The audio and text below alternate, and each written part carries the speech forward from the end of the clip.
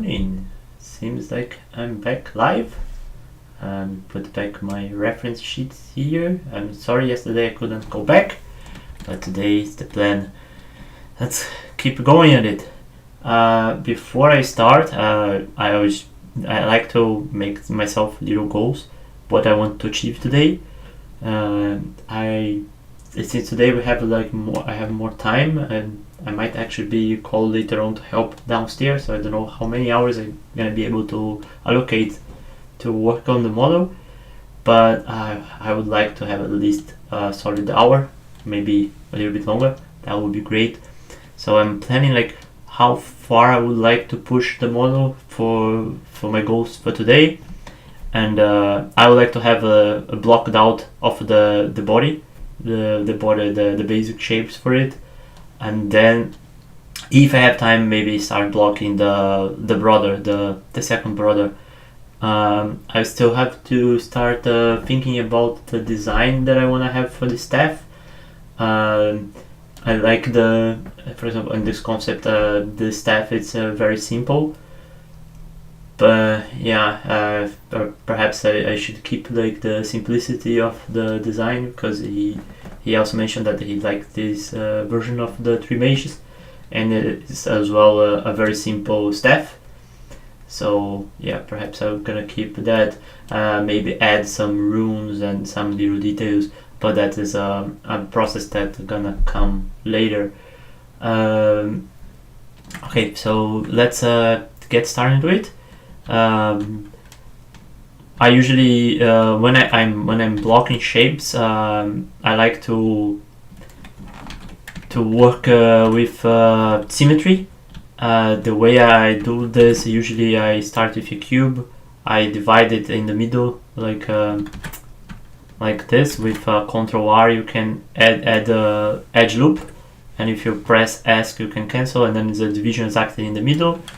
Then you can delete this whole set of vertices, and then you have like a half a cube like this. Put it in isolation mode so it's easier to see, and I'm also gonna hide my annotations. When you have this, this is like a shape I do very often, and then I just add a mirror modifier with clipping turned on. What the clipping means, if I don't have the clipping, and if you select the edge loop, you can actually go through the mirror plane. Imagine like there is like a cut exactly where the mirror is happening, and it's not connecting the vertex. But if you have clipping on, as soon as you pass the middle point, I cannot move back in. Even if I try to go, it doesn't happen anymore. And this is very good to keep like the model closed. Sometimes I actually have to disable the clipping when I actually want to disconnect the parts and separate. Perhaps it's gonna happen in the later on, and you guys gonna be able to see what I mean. I like to use a lot of box modeling when I'm making like these simple shapes, because I find with box modeling I have a very simple geometry and easy to control, and it's actually pretty fast. Not as fast as sculpting, but yeah, it's pretty fast. And the good thing about Blender is actually that you can use the sculpt tools anytime. You just change the sculpt mode, and you can easily grab and modify. This is like one of the good reasons about using a Blender to me, is the fact that you can it's non-destructive. You can change mode, flip between modes in a very fast way. Alright, so I'll enable here my guidelines just to follow a little bit my proportion. I want to have my this is when I have to start actually thinking about my pivot point, the little yellow dot like I mentioned yesterday, because that is where it's gonna be the rotation point of this model.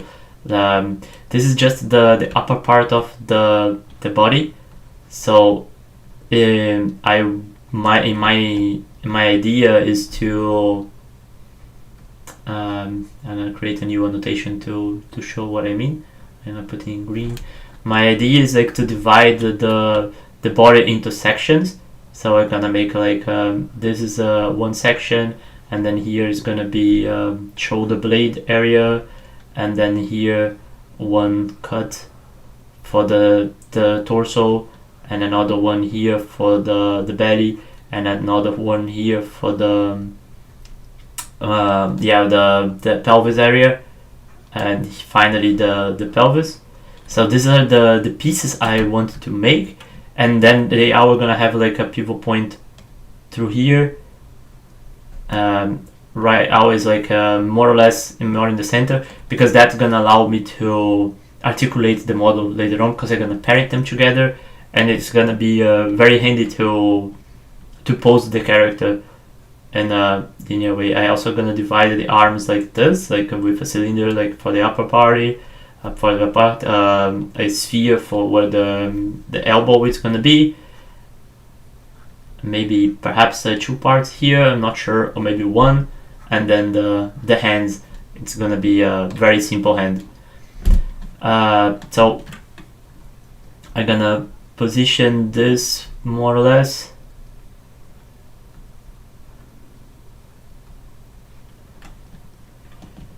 Alright, as I said, thinking about my pivot point, I'm gonna put my pivot right around here where this vertex is.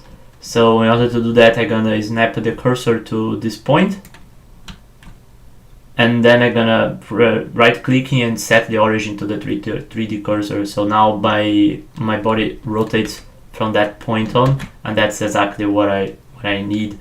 Now I'm gonna just duplicate this model to make the other parts. This time I'm not making a linked duplicate, just a simple duplicate with Shift D, and then I move it down to make the second part. So again, just getting shapes on the model. Yeah, using the sculpt tools, you can just smooth it out holding Shift to make it a more organic form. Again, we're just thinking about the volume right now. I'm not concerned about any detail. I don't even have enough geometry to add detail. I just want to block out the shape, so I can, when I get to a sculpt, I can actually detail this part off. For that, actually, I like better to do this sort of things in edit mode over a sculpt mode. And another thing I didn't mention, but it's usually when I'm working in things like this, I like to work over vertex and edge at the same time. You can actually choose up here what kind of mode you are. If you want the vertex mode, and then you can just select the vertex but not the edge. If you have edit mode on, you can select the edge but not the individual vertex, or face mode. You can also do this by using your num keys 1, 2, 3 to select the mode you want to be on. And if you hold Shift, you can actually activate more than one mode at the same time. So the way I usually work is with edge and vertex together. I find it very handy because you can actually select like edge loops. If you hold Alt and you click on the flow, it will select them all together. So to make like more big adjustments, this I find it very, very handy. Alright, so now the pivot of this model is, since I duplicate from this one, the pivot is still below, but I moved the shape, so actually I have to move the pivot to here. But actually I want the pivot to be more or less in the middle, so what I'm gonna do, select this edge, which actually select these 2 vertex, and if I move my cursor to select it, it will position exactly in between them. I think this is an okay position to have the pivot, and I move the pivot to this point. I'm gonna duplicate this one again, and having a little bit below, add it a tiny little bit so it's more or less the shape I'm after. Yeah, like this is fine. Pivot in this one is fine. I want now I'm thinking about the body side, more or less body how it should be. I like imagine like this will be like the rib cage, right, and pelvis, and usually your spine has a little curvature like this, and then you would have here your pelvis bone. So I know a little bit of anatomy, it's kind of important, so I want to have a little bit of this shape. So I will model a little bit like following the anatomy contour. So when I model it, it helps me to have the shapes a little bit more defined already. You don't have just to move, you can also rotate, so always think about what's the best move to do to help you achieve what you want. You can rotate by pressing R in Blender. R for rotate is different than most other 3D softwares which use the keyword, the WER for grabbing, for moving and rotating, but Blender uses G, R, and S, which is just to see the first letters for what the action you're doing, if you're grabbing, rotating, or scaling.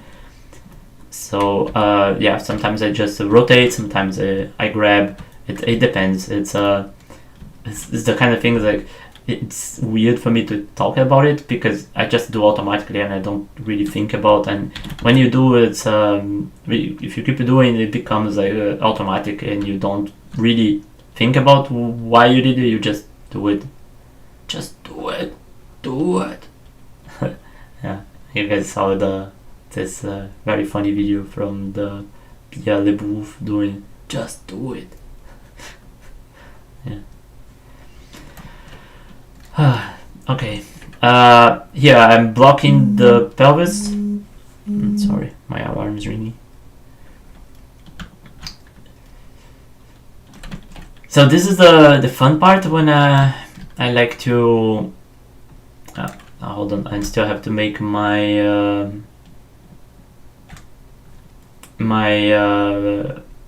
shoulder blade piece. So I'm gonna duplicate this one. But the funny the shoulder blades, actually I don't need a mirror. I don't want to have like to be working one side because I actually want the piece to be in this shape, like there. So we're gonna apply the mirror, and then I can edit it up. Usually when I'm thinking of this, I'm reminding me of I'm thinking of those old G.I. Joe figurines because that's how my brain works. I like to think of the articulations that these models used to have, and that's what I'm gonna use to position the model.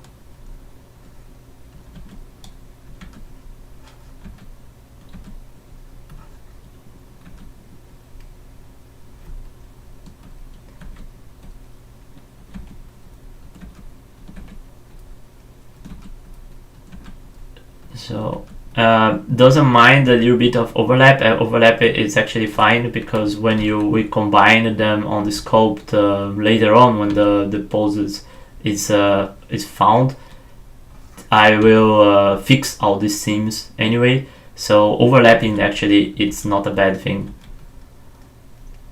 I'm just trying right now. I'm just blocking out the volumes. I always think of volume. That's what I'm after right now, is the big shape. So in here what I want like to have is like the other side, and that's when I will actually, for this one I'm gonna make the link duplicate with Alt D, and I noticed that when I choose this, I notice my pivot is here. I don't want the pivot here. I actually want the pivot to be around this point over here, because the more or less in the center in there somewhere. So I'll put this in isolated mode. I'm gonna hide some of these lines because it's driving me nuts. I'm guessing you guys too, especially with the compression of YouTube. So I'm gonna put my pivot, my 3D cursor more or less where I wish the pivot point is. You can achieve that by holding the shift and right clicking, and then you can just position your pivot wherever you click on the model. So I'm adding more or less in here, and added object mode and setting my cursor to here. That is good. And since this one is a link duplicate, now I can scale it in -1 in X. So it pretty much what it made is like it's a mirror of in an X axis, because it just if you scale it in -1, you flip the model. It's actually that pretty much what's happening. So I will position it more or less in there. Yeah, this is okay. And again, since they are duplicate link, you can edit one and edit the other at the same time. This is pretty much what's gonna be my main way of working on limbs and arms and fingers and things like this, because it saves you a lot of work, because you can just detail one, and when you detail one finger, you get all the fingers detailed at the same time, and they can actually have a different size, and it still works. So it's good. It's always good to think like this when you working. It saves you time. Saving time is always good. Here I will add a cylinder to make the arms, but the cylinder that Blender adds, I find it has too many polygons. So when you add, you can open this tab over here to define when you're creating how many polygons you want. I find it better like to work the lowest polygon possible first, because it's easier to make big changes with less polygons. When we sculpt, as you saw in the head, it will go to a lot of details very easy, and then as always primary shapes that I'm actually trying to achieve. So it's kind of like if you ever play video games and you have what we call the LOD system. It's like when the model is very far away, it's very low poly, because when you're this far, you don't really notice how many divisions it has. You just see the silhouette, and that's actually good for when you're working. So I try to keep it a very low poly at first. Actually, that is not bad shape-wise already. It has a good proportion. I almost got the length of the arm that I want. I just want to add one loop here, and I'm gonna do this little like this little shape, like eyeglass shape, like this. So it's not completely straight. So when I model it, when I sculpt later, it has already some volume following the direction I want to have. And I also gonna bend a little bit like this, because this is I want to have so it would be here like the forearm, and the forearm will be in here, and I don't want to make it like super straight. I want to have like a more natural curve. So it always helps me to model more or less in organic shape. So I'll clean this curve up here a little bit. Okay. Again, you will position my pivot over here. So I put the model in this part, and again alt duplicate, same process, x-1 in X, and position it. And as I said, the cool thing is like you don't have to now keep the symmetry. You can actually already start exploring a pose for the arm. So I actually put one arm in this way and the other one the other way around. So you actually gonna try to follow this drawing that I have below, so you can see that you can actually work on the arms even though they are in different positions. I will just duplicate this one, normal duplicate, not linked duplicate, because this shape it's gonna be different than the other one. So this is gonna be my forearm.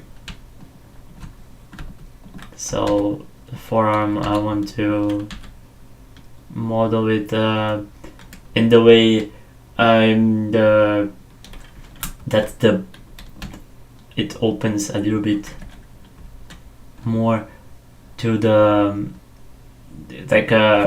it opens like a fan towards the end of the arm. At least that's how I'm gonna go for now. Actually, I see on the constant it has like an arm strip on the on the wrist, so that we can extract later. So I would imagine like if it has this, the cloth would bulge a little bit like this, and then in here you would have the arm thing, the arm wrist holding right before where his hands would start, right? And maybe even a little bit of cloth going to here is like pinched in. So I want to have like a little bit of volume in here, and then shrinking it down where the arm thing it's pressing together. Sorry, it's kind of hard to me to try to explain exactly what's going on in my mind, but I will try my best to, especially not having any feedback and not having people asking you what I'm doing. I'm just trying to guess, but it's also fun. I'm actually quite enjoying, and I will try to later watch my own videos and see where I can work on where I can improve on my workflow. In here, I would like the pivot to be a little bit more towards the back, like this, and I will add here a sphere. It doesn't matter which kind of sphere. Just wanted to also have not so much polygons, so maybe 8x8, it's fine. Yeah, 8x8 fine. This is just where it's gonna be the elbow, exactly the point of your elbow, right? So that is how the joint actually, where the joint would be. This is just to keep the volume. When if I rotate this, for example, like that, I still want to keep like that volume over there. That's why I added this shape. Later on, when I combine this, just it's to hold more or less the position. Usually when I model these figurines, I have like some base mesh done already that I used, so I'm kind of recreating which is also good for in this case, because it makes me making a brand from the ground up a new model. But that's this is the kind of shapes that I do very often, and I modify them when I start sculpting itself. So that's the thing, that it's good for you to create a library, and then you can it makes much faster for other models. I'm just redoing from the ground so you guys can see the whole process, if anyone is watching. Okay, so that's when I start, actually I will show you, I start parenting stuff up together. So I wanted this part to be a child of this sphere. You can do this with Control P, and you keep the transform. And I wanted this to be a child of this, and I wanted this to be a child of this. So what does that means to be a child? It means that now if I select the parent, if I rotate the parent, I rotate the child. The child follow the rotation of the parent, so it's easy for me to position, and yeah, it's almost make like a figurine already to play like the position, the pose that I want to achieve, right? I also gonna notice that I don't have like a sphere in there, so I will also add a sphere right here to keep this volume in case I rotate like that, and then I still have a little bit of volume. So the gap when I connect it, it's not so huge, and it's faster for me to achieve the full volume when sculpting. I think I forgot to, yeah, as you see, I forgot to apply the scale. You should always strive to keep your scales in one. Actually, I haven't applied any of the scales, so I'm gonna start applying them now. So I apply my scale here, apply scale here. Oh, I can't because now it's duplicate. I have to delete this, and I also gonna delete this one for now, so I can actually apply the scales before I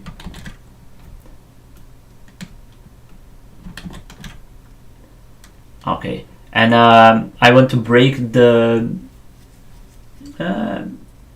let me think, because my thinking is like, maybe should I make like this is a child of this sphere instead of the other way around, because right now actually this sphere is a child of this, so if I rotate this, that sphere rotates together.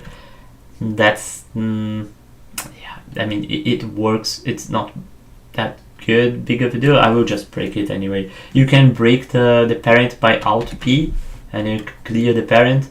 So I will clear the parent of this two, and actually I'm gonna parent this one to the sphere, and now the sphere to the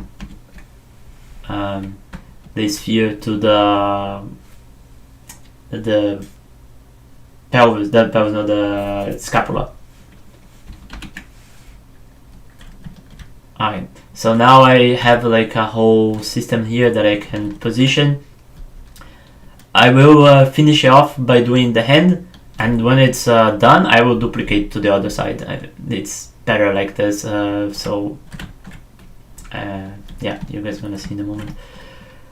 For the hand, I will try to keep it simple. Again, just a box like this, and then like little spheres for the knuckles, and then a small cylinder, a sphere, cylinder, and you usually have like 3 separations on your finger, although the pointy one almost you cannot like indefinitely move it, just the tiny point, it goes together.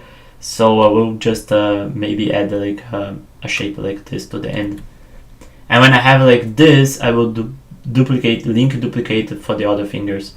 And also for the thumb, remember your thumb goes more like this, right? That's more like the shape I want to create.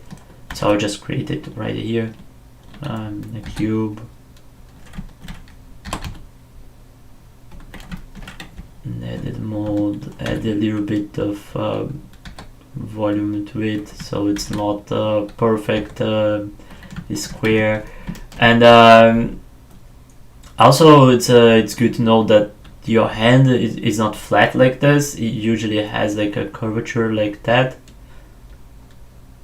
and your fingers are displayed in arc.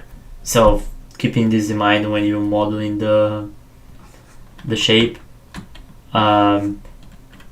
So I will keep I will make like the hand shape already a little bit like this. Everything that facilitates when you sculpting. It's a good thing to have. So the pivot of the hand should be more or less in there, and I also want in here my cylinder. The good thing is like Blender reminds the amount of polygons that I had before, and for the creation of the cylinder from the session, 6 is good. I like it. So here is the pulse. I think it's pulse the name, but it's the the connection between your hand and your forearm. Like this is okay, and I would like the hand to be a child of this, and this I'm gonna plug inside the arm later. So I'll apply the scale on that, and actually, since I already have a cylinder here, there's no point in making a new one just for the finger. I'm just gonna use this to duplicate and make the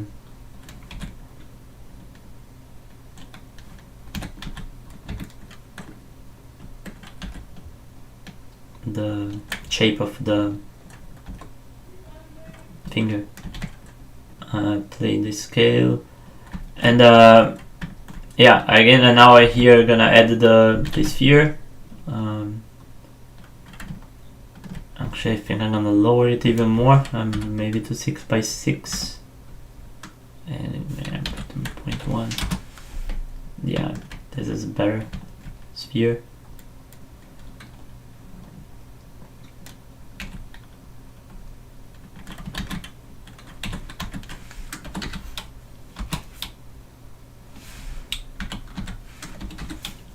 Yeah, the cool thing about Blender, you can use your shortcut, your keyboard a lot. So I usually rotate with the axis that I want. For example, R, Y, 90, and then it's precisely rotates. And okay, so this shape here, I will duplicate it, move it a little bit forward in X.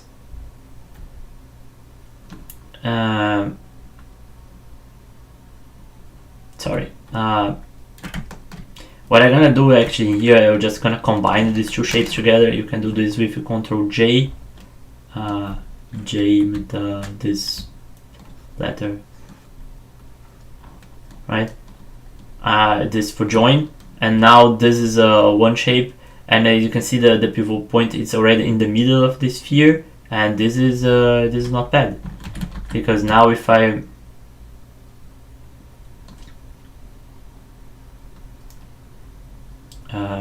rotate it here, actually I want they are like wrong way around, so I'm gonna rotate like this in Z 180 degrees. So why I mean that it's good that the pivot's already in this sphere is because now if I rotate this piece, you see like this is what I want.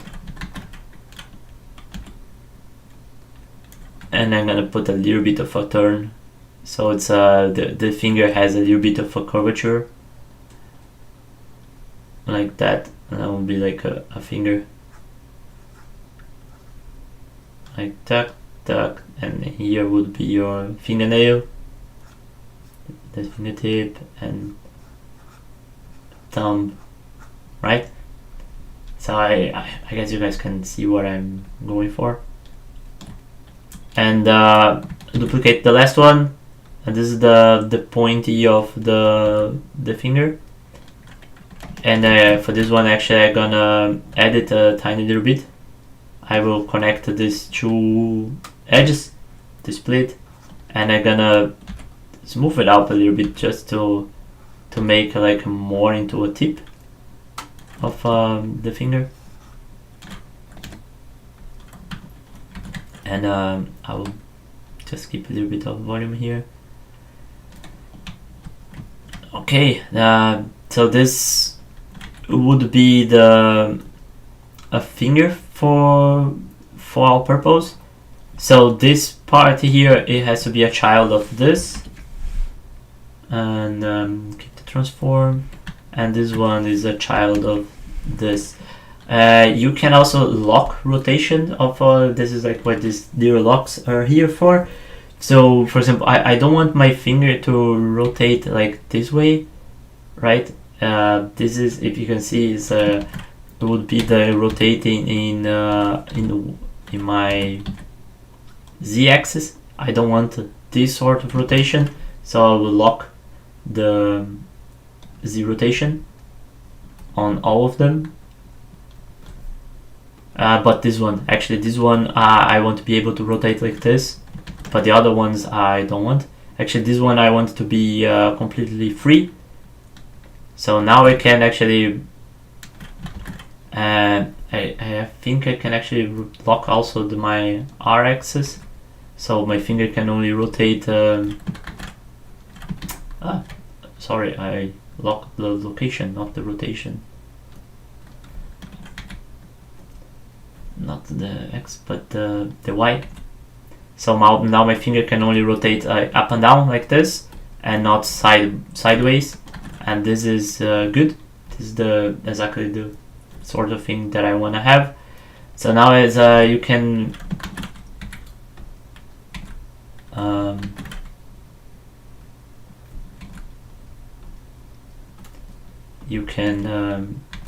easy find a shape, a cool shape for a hand, like wah, something like this.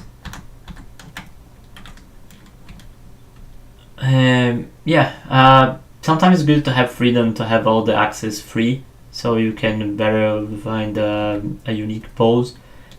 But for now, I will try to keep them like locked just for now, so you guys can see a different workflow. And also the good thing to think about is how big should be your fingers.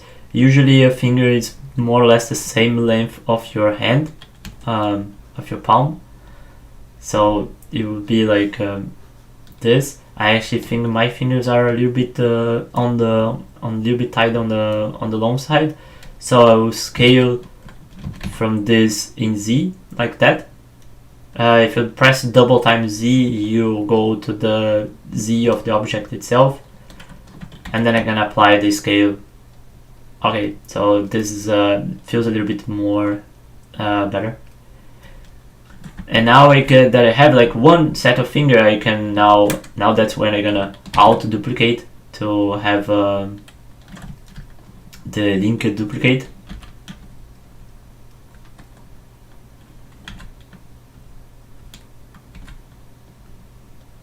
And scale it up, and I'll duplicate again.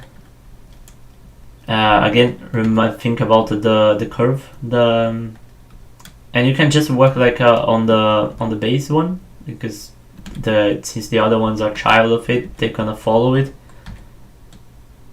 And yeah, this finger is more or less the same size of your pointy finger, index finger. And the middle one is a little bit bigger, and the tiny finger is, oh, you guys know, right? So I'll duplicate this one too, position it,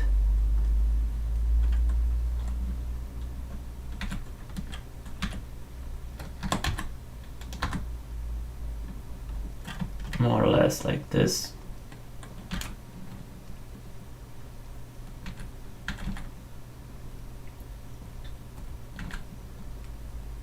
And I'm gonna put the hand in a more organic shape, because I find it a little bit distracting that the hands are too hard. And I will reshape the hand a little bit to better conform with my new fingers positions.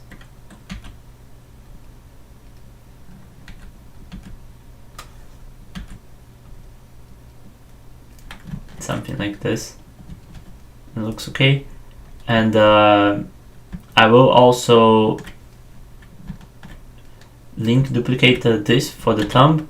The thumb is a little bit different than the other fingers, because you actually only see like two main folds, but actually your thumb starts like more up here. and that this is where your first knuckle is of your thumb.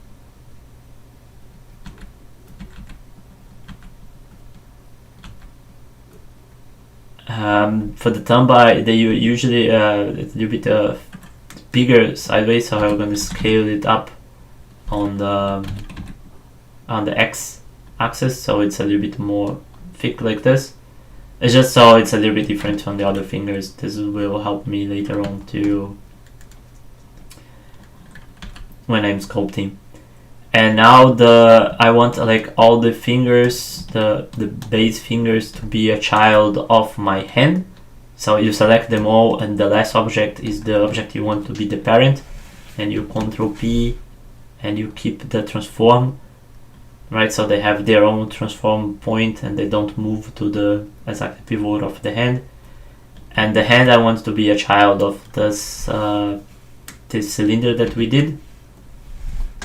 So now if I move the cylinder, I can position my hand where it should be.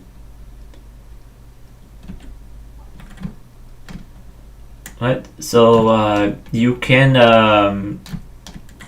now you can control like the whole hand based on this object, which is very handy. Pun, pardon my pun. Oh, let me drink my coffee before it gets cold. Oh, it's too late.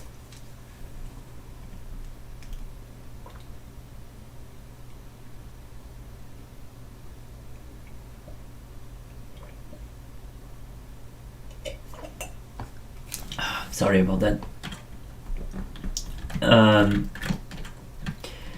So now this part should be a child of this. Keep transform. So the cool thing now, as you guys remember, I can just move this and everything moves together. It's almost like a rig already. That's pretty much like how. No, that's not how we make rig in games, don't get me wrong, but it's this is the same principles, like one part being a child of another part, and you move one and you move the other. This is pretty much the principle, right? Okay, let's do the leg now, and when we have the leg, I will duplicate to the other side and then play a little bit with a pose. For the legs, I'm just gonna duplicate this to use this as a base, because they work nice. They are already more or less the shape that I want to have for the leg. I can just modify a tiny little bit to be exactly the way I want, but this is fine. This is fine. You've seen like this dog on fire. This is fine. Okay, but if you see like these dotty little lines, that means they are parented to this thing, because I just duplicated from the arm and they keep the parenting. So I will break all their parents because I don't want that. You saw like when I broke the parents and the things popped over there. This is something that I make mistake all the time. The things like it lost the parent and then it goes back to its original transform.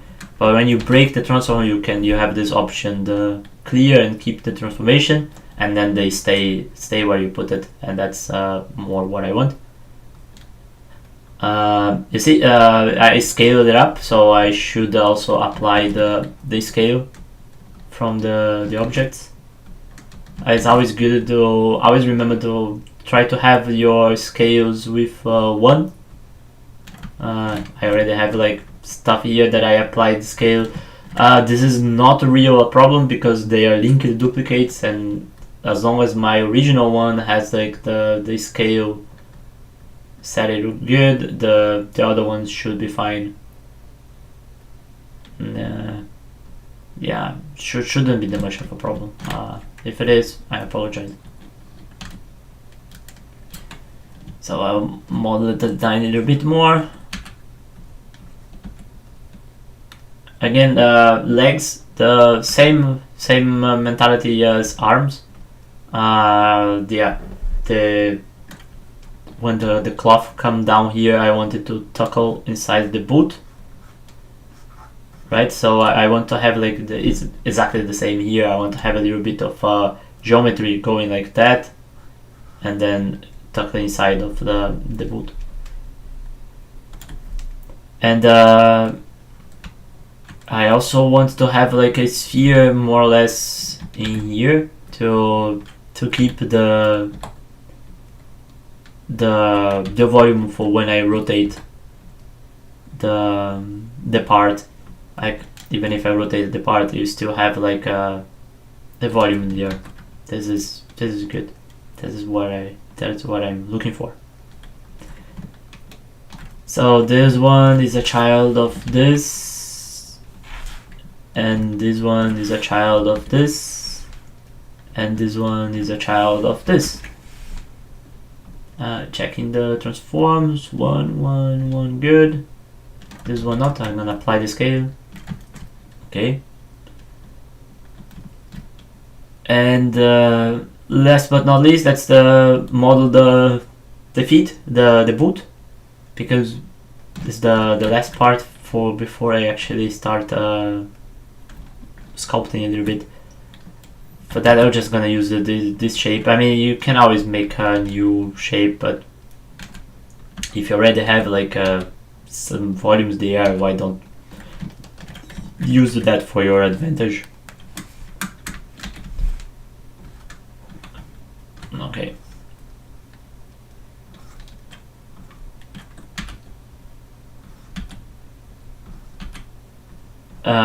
The reason why I'm working with semi-transparency like this is because if you don't have like a transparent, like the object transparent, if I do like this, I'm not selecting this vertex behind. The only way you can actually select the faces behind is if you set the object to be in X-ray mode, right?